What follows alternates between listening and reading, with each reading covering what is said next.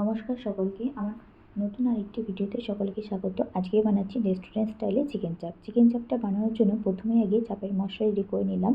এখানে আমি শুকনো খোলায় গোটা গরম মশলা, জায়ফল, জয়িত্রী, সাজিরে আর গোটা গোলমরিচ একটু ভেজে নিচ্ছি। ভেজে মশলাটাকে আমি কড়িয়ে নিলাম। রেডি হয়ে গেল আমার চাপের মশলা। এবার চিকেনটা ম্যারিনেট করার জন্য প্রথমে মিক্সিং বলে আমি 2 চামচ পোস্ত একটু ঘুরিয়ে নিয়ে তার মধ্যে দিয়ে দিলাম ভেজানো চারমগজ, কাজু বাদাম, আদা, রসুন, কাঁচা পাকা লঙ্কা, পেঁয়াজ আর টক দই দিয়ে ভালো করে মশলাটা মিক্সিতে বেটে নিলাম।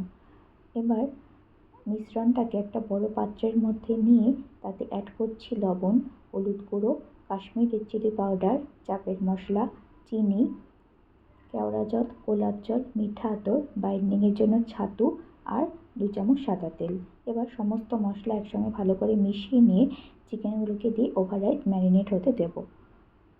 এবার চাপটা বানানোর জন্য প্রথমেই কড়াইতে দিয়ে দিলাম 2 চামচ সাদা তেল আর 2 চামচ ঘি। তোমরা এখানে চাইলে ডালডাও দিতে পারো।